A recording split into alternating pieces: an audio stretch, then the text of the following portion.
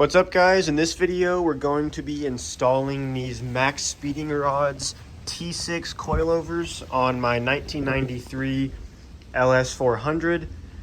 If you've followed my channel for a while, you know on my old LS400 I installed Maxpeedingrods coilovers on that as well. And these are a newer version. The ones I installed before were the T5. These are the T6. So they are nicer and a more updated version. And they sent these out for me today to do a review on, unboxing and installation. And this car actually does have coilovers on it. As you can see, that came with it when I bought the car. And they're these really cheap $200 eBay coilovers that do not have any adjustment. I really don't even know if they're made for this car, because if you look in there, you can see how compressed that spring is. And the fronts are at the maximum height and the rears are at the lowest height. And the car honestly sits kind of whopper-jawed still. So I'm not really sure what the deal is with the suspension that's on it, but it is terrible. It is really bouncy and it is not great. So we're gonna try these out today. They are a good budget option. This car is a budget car. I did not buy this car for very much. I'm not gonna spend very much on it, so I'm not gonna buy a $2,000 set of coilovers for it. So that's what these are for. That's what I think Maxpeedingrods is good for, is good budget builds. It'll get the car lower, get you a little bit better suspension feel, get it a little bit stiffer, and give you some adjustment. These have dampening adjustment on them. So let's go ahead and get them unboxed so we can see what we're working with here. I haven't even looked at them yet. So you're seeing them for the first time as me.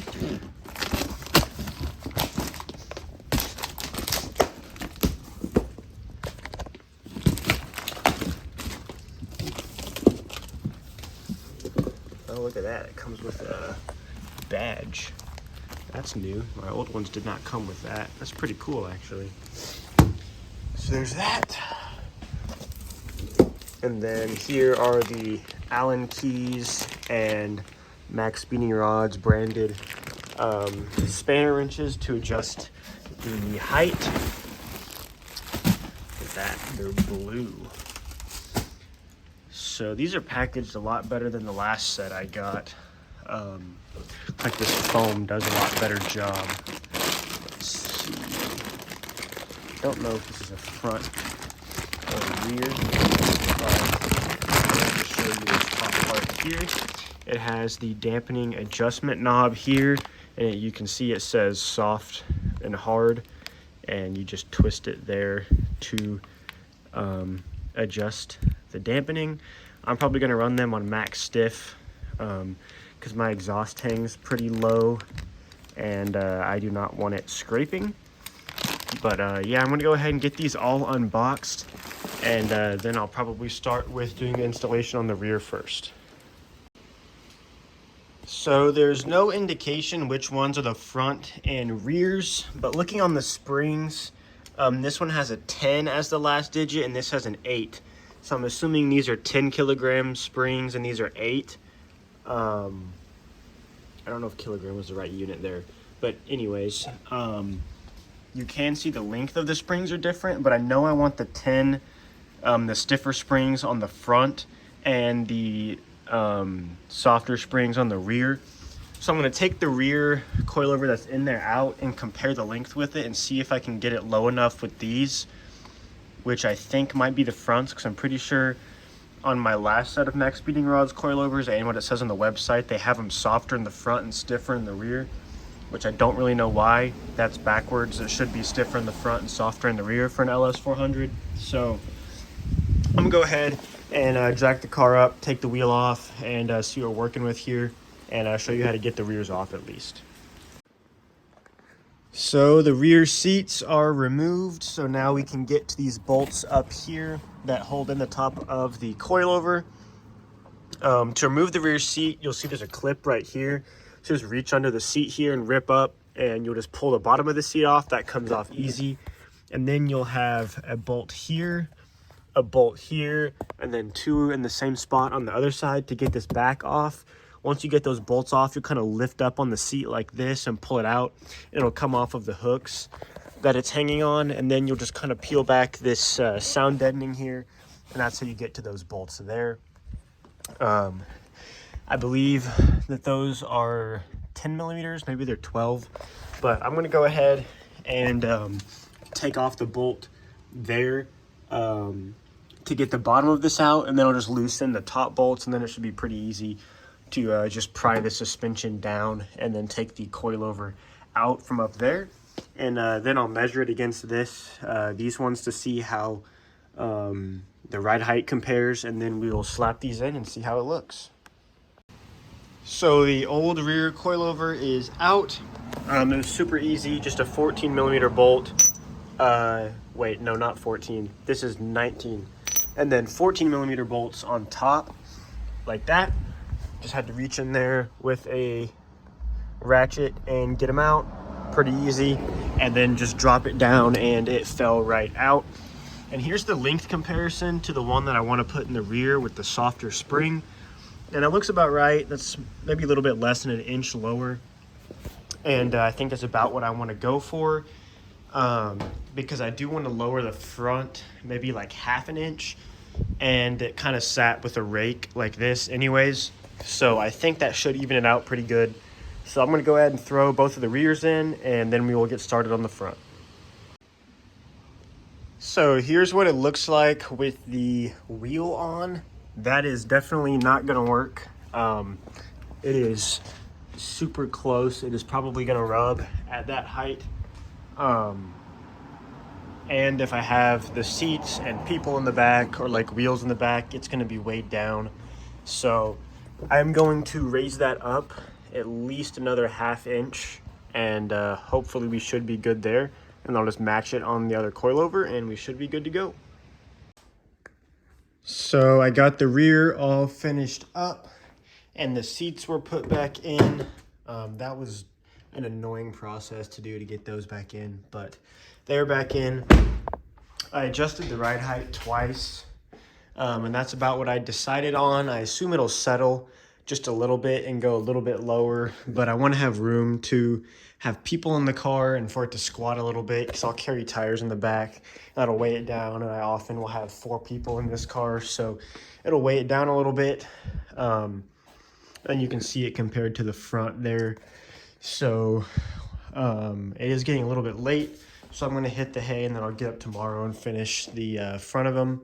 But that's probably the ride height that I'm going to go for with the front installed as well. So this is pretty much what it'll look like. I might want to go a little bit lower in the rear. I don't know, because the exhaust hangs pretty low towards the back. So I don't know about that. We'll see. And then here's the other side. It looks a little bit lower on this side. I think it's just because this wheel is a little bit more sunken in, but we'll see. I'll let it settle overnight and then maybe drive on it too, and then see how it looks after that. But happy with it so far. The other coilovers were worn out. They were wiggly and the bushings were blown. You can see this shred of rubber right here is from one of the bushings on the top hat of the old coil. So they were definitely worn out and cheap.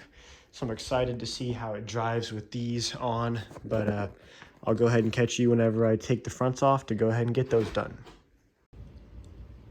All right, so it's time to go ahead and throw the fronts in. So I'm gonna go ahead and jack up the front and get this wheel off and show you what needs to be done to get the old coilover out of the front.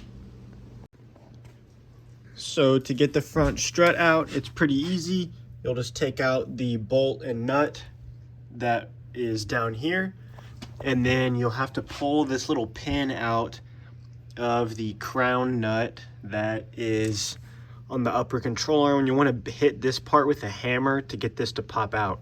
Don't hit it from the bottom and don't hit it from the top. You just want to hit this from the side right here and it'll pop it out.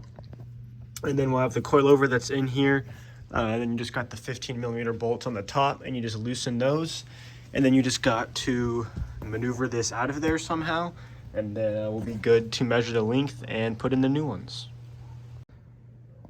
So the new coilover is put in, just the same reverse process. I used this butane torch here and heated this and then hit it with a hammer to get that to pop out because it was pretty stuck in there.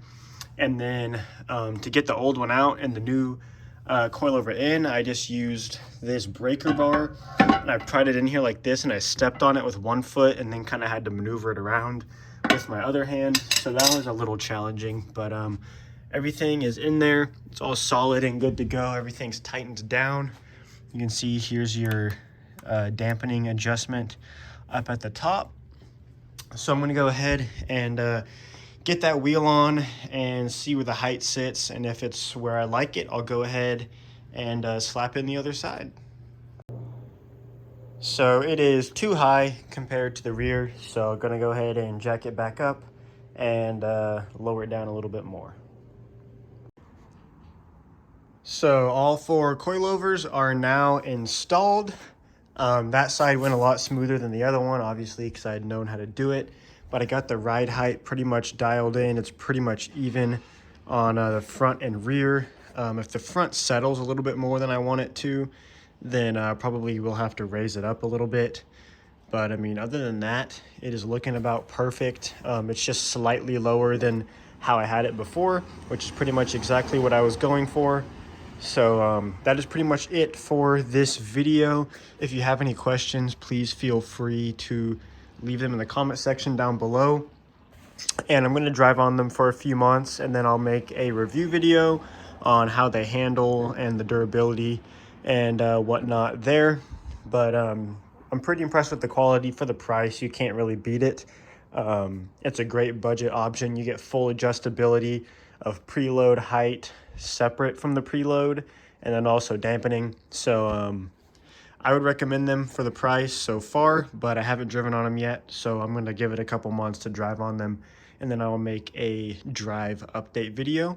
But thanks for watching. Please leave a like and subscribe, and I'll also leave a link for them down in the description, and I'll see you in the next one.